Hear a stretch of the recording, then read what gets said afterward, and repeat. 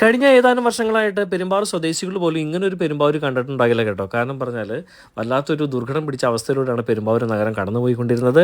ഇപ്പോൾ നിങ്ങൾ കണ്ടാൽ വല്ലാത്തൊരു ഞെട്ടൽ തന്നെ ഉണ്ടാക്കും. അത് എന്താണെന്ന് ചോദിച്ചാൽ പാൻ മസാലയില്ല, MDMA മറ്റ് സിറിഞ്ചുകൾ ഒന്നും തന്നെ ഇല്ല കേട്ടോ. അപ്പോൾ ഇവിടെ ഇതേ 3 വണ്ടി പോലീസാണ് ഈ ഞായറാഴ്ച ഉച്ചയ്ക്ക് വന്ന് നിൽക്കുന്നത്. അപ്പോൾ എന്തൊരു സ്വച്ഛശാന്ത സുന്ദരമായ സംഭവമാണ് നോക്കി. യുവമാർക്കിപ്പോൾ പേടിയില്ലാത്തതുകൊണ്ടല്ല, നമ്മൾ ഒറ്റക്കെട്ടായിട്ട് നിന്നാൽ ഇവിടെ ഏത് രീതിയിലുള്ള പ്രശ്നങ്ങൾ വന്നാലും നമുക്ക് അവരെ തുരത്തി ഓടിക്കാൻ സാധിക്കും. അപ്പോൾ പെരുമ്പാവൂരിൻ്റെ നല്ല സാഹചര്യങ്ങൾ ഉടലെടുത്ത് തുടങ്ങിയെന്ന് വേണം പറയാൻ. അപ്പോൾ ഇനി നമുക്ക് ഭാവിയിലേക്ക് നല്ല സാഹചര്യങ്ങളും ഉണ്ടാകട്ടെ.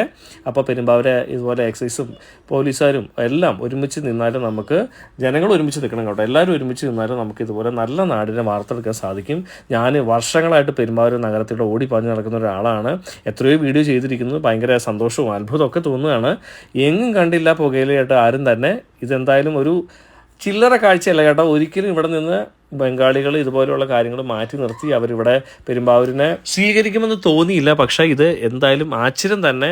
എന്തായാലും മഹാബലി നാട് വാണിടും കാലം പോലെ ഒന്നും ആയില്ലെങ്കിലും സമാധാനവും സന്തോഷവും പേടിയില്ലാതെ പുറത്തിറക്കാൻ പറ്റുന്ന ഒരു സാഹചര്യം ഉണ്ടാക്കി കിട്ടിയത് അത് തന്നെ വലിയ കാര്യം.